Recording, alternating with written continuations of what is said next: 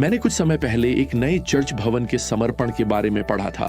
यह साधारण इमारत एक तरह से काफी चौंकाने वाली जगह पर थी। यह एक पहाड़ी की चोटी पर जंगल के बीचों बीच खड़ी थी। और अगर आपने इसके बारे में पूछा होता तो मुझे लगता है कि आप भी उतने ही हैरान होते जितना मैं हुआ था जब मुझे पता चला कि इसे एक स्थानीय जादूगर के बेटों ने बनाया था, जिसकी हत्या एक जनजातीय विवाद के चलते कर दी गई थी।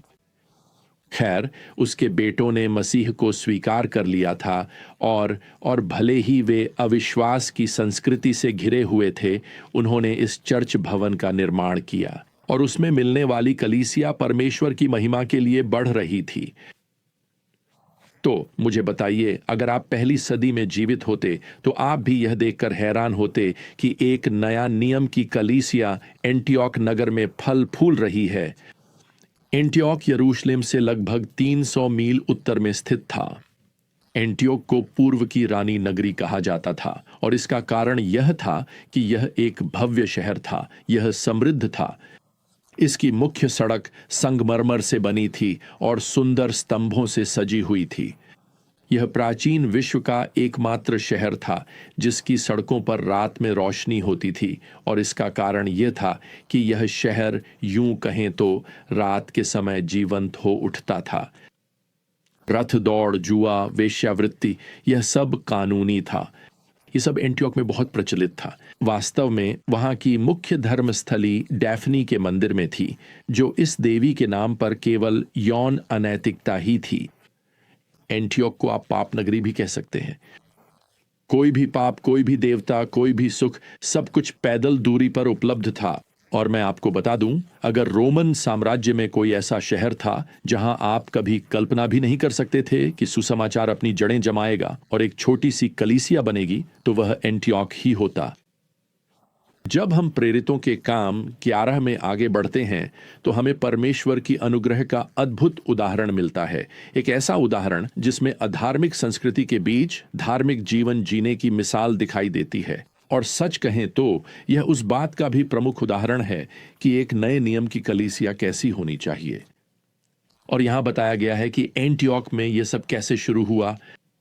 19वीं आयत हमें बताती है, अब जो लोग स्तेफन के कारण उत्पन्न हुए उत्पीड़न के कारण तितर बितर हो गए थे, वे फिनीके, साइप्रस और एंटियोक तक चले गए और वे केवल यहूदियों को ही वचन सुनाते थे।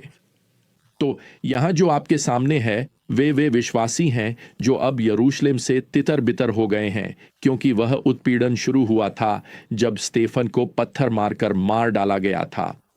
और वे तितर बितर हुए यहूदी अब सुसमाचार को साइप्रस द्वीप पर यहूदी लोगों तक, फिनीके के तट के साथ उत्तर की ओर और फिर एंटियोक तक ले जा रहे हैं।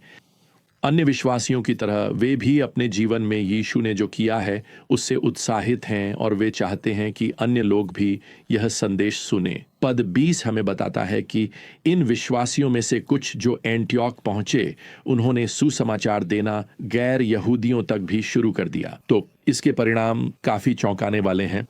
पद 21 हमें बताता है, प्रभु का हाथ उनके साथ था और बहुत से लोगों ने विश्वास किया और प्रभु की ओर मुड़ गए। अब इन सभी नए विश्वासियों को सही सिद्धांत सिखाना होगा कि मसीही के रूप में कैसे जीवन जीना है, कैसे कैसे नए नियम की कलीसिया का प्रबंधन किया जाना चाहिए। उनके पास नए नियम की प्रतियां नहीं हैं, वह तो अभी लिखा ही जा रहा है। तो प्रभु विशेष रूप से 2 व्यक्तियों का उपयोग करेंगे ताकि इस नई कलीसिया को सत्य के अनुसार दृढ़ता से स्थापित किया जा सके। पहला व्यक्ति है बरनबास, और जब यरूशलेम की कलीसिया को पता चलता है कि एंटियोक में क्या हो रहा है, तो वे बरनबास को वहां भेजते हैं। और जैसा कि हमने पहले ही सीखा है, बरनबास एक उत्साहवर्धक है। अब यहां 24 में बताया गया है कि बरनबास एक अच्छा व्यक्ति था जो पवित्र आत्मा और विश्वास से परिपूर्ण था। अब यहां पद 23 में हमें बताया गया है कि बरनबास एंटियोक आया और उसने परमेश्वर का अनुग्रह देखा। तो वह परमेश्वर का अनुग्रह कैसे देखता है? वह इसे मसीह में विश्वास लाने वाले लोगों में देखता है। वह उनके प्रभु का अनुसरण करने के संकल्प में परमेश्वर का अनुग्रह देखता है। वह इसे उनके अपने खोए हुए मित्रों और परिवार के सदस्यों के प्रति चिंता में देखता है। वह इसे एक दूसरे की सेवा करने के उनके तरीके में देखता है। वह परमेश्वर के अनुग्रह को कार्य करते हुए देखता है। और मुझे आपको बताना है, वह इन सब बातों से बहुत उत्साहित है। यहाँ पद 23 में वह उन्हें प्रभु के प्रति विश्वास योग्य बने रहने और अटल उद्देश्य के साथ आगे बढ़ने का आदेश देता है। पद 24 में जोड़ा गया है, बहुत से लोग प्रभु में मिलाए गए। इसका मतलब है कि यहाँ एंटियोक में यह छोटी सी कलीसिया बढ़ रही है, और मैं आपको बताता हूं, पाप का यह शहर अब कभी पहले जैसा नहीं रहेगा। खैर, बरनबास न केवल परमेश्वर का अनुग्रह देखता है, बल्कि उसे और अधिक सहायता की आवश्यकता भी महसूस होती है। और यह हमें इस कलीसिया की आत्मिक वृद्धि और विकास में दूसरे महत्वपूर्ण व्यक्ति तक ले जाता है, और उसका नाम है शाऊल, या जैसा कि हम उसे जानते हैं, पौलुस।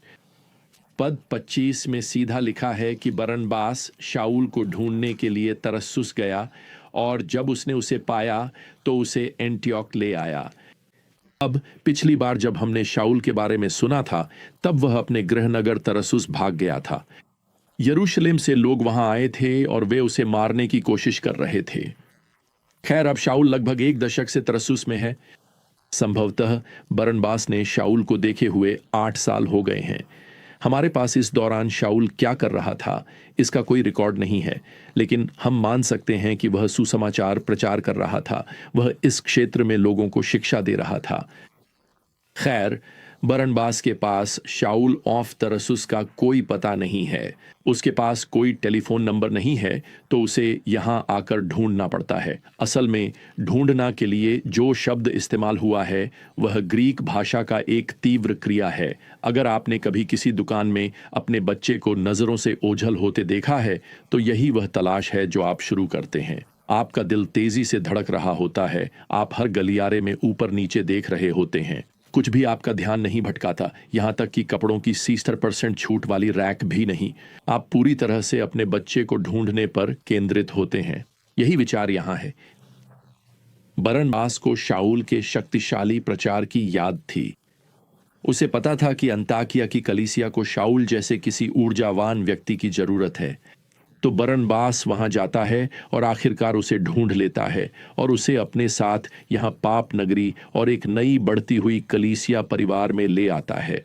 आयत 26 कहती है, पूरा 1 साल वे कलीसिया के साथ मिले और बहुत से लोगों को शिक्षा दी। आयत आगे जोड़ती है, अंताकिया में ही शिष्यों को पहली बार मसीही कहा गया। मसीही का अर्थ है छोटा मसीह या मसीह का अनुकरण करने वाला, और जाहिर तौर पर यह नाम उन्हें इस मूर्ति पूजक संस्कृति द्वारा दिया गया था, और यह वास्तव में संभवतः एक अपमानजनक उपाधि थी।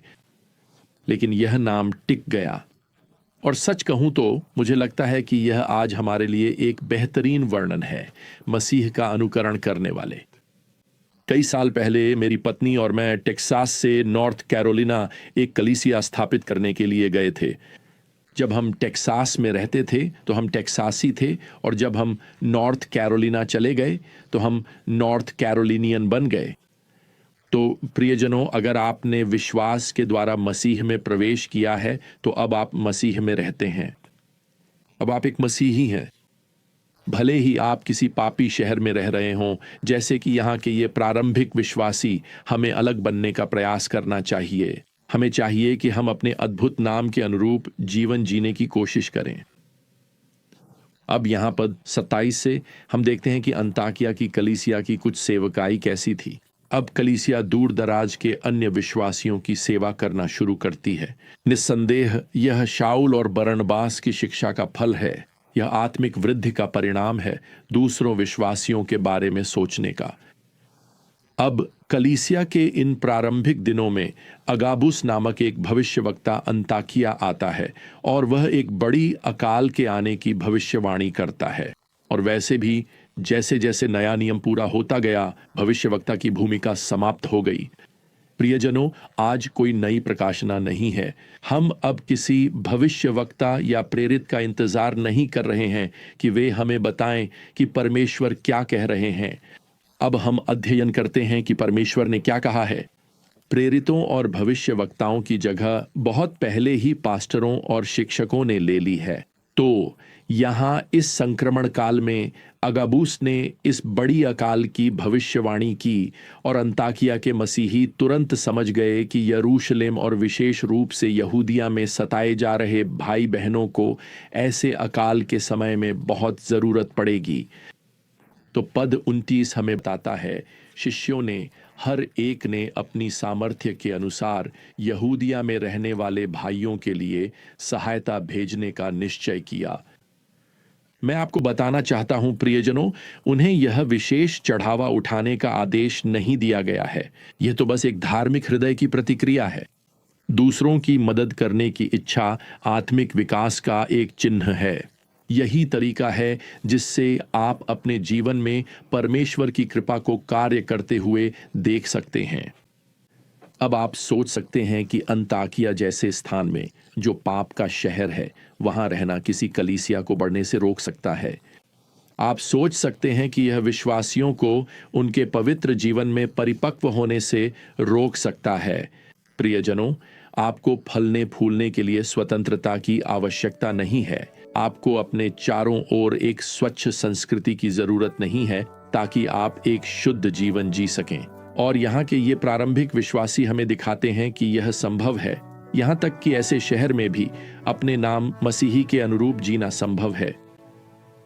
तो आइए आज हम भी अपने नाम के अनुरूप जीवन जिएं। तो जब तक हम फिर से यात्रा शुरू न करें, प्रियजनों, प्रभु यीशु मसीह का अनुग्रह, परमेश्वर का प्रेम और पवित्र आत्मा की संगति आप सभी के साथ बनी रहे। आमीन।